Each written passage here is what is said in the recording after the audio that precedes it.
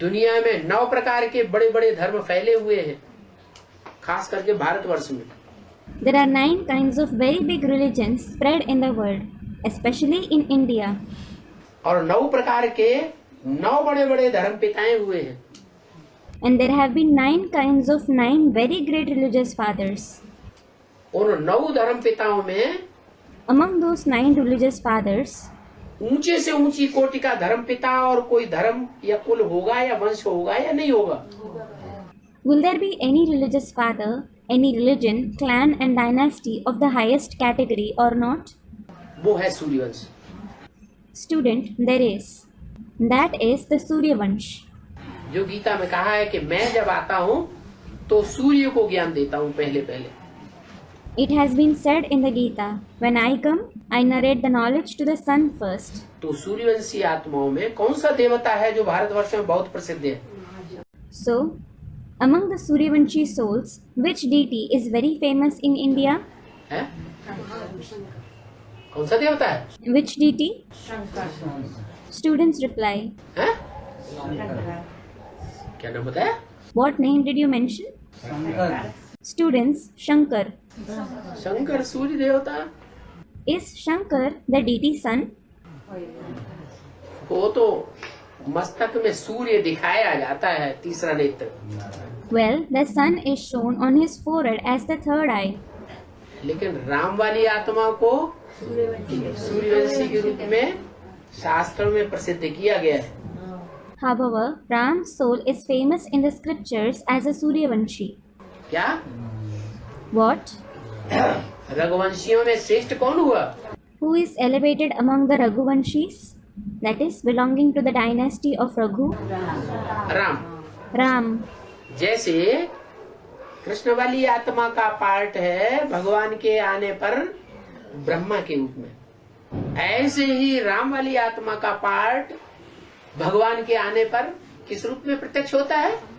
Just like when God comes, the part of Krishna's soul is in the form of Brahma. Similarly, in which form is the part of Ram's soul revealed on the arrival of God? Ram के रूप में। In the form of Ram.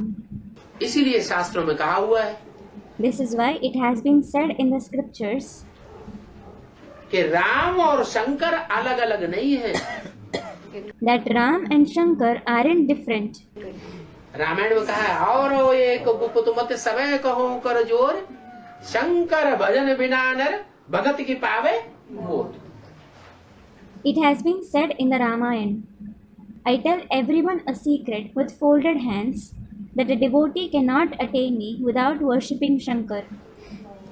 शिवद्रोही मम दास कहावा, सो नर सपने कोई न पावा।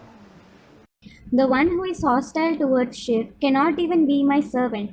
He cannot attain me even in his dreams. Shiv Shankar से द्रोह करे और राम को पाने की कोशिश करे तो जन्म जन्मांतर नहीं प्राप्त कर सकता। If someone is hostile towards Shiv Shankar and he tries to attain Ram, he cannot attain him for many births. Ram वाली आत्मा का सानिध्य मिलेगा ही नहीं। He won't reach the proximity of the soul of Ram at all. क्या? What? जहाँ शिव है वहाँ राम है। Where there is Shiv, there is Ram. Shankar है तो राम वाली आत्मा भी वही है। If he is Shankar, he himself is Ram's soul too.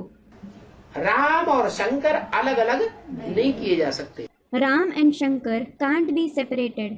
संगम युग का नाम है Shankar Shankar is his name in the confluence age. और त्रेता का नाम हुआ Ram. And Ram is his name in the silver age.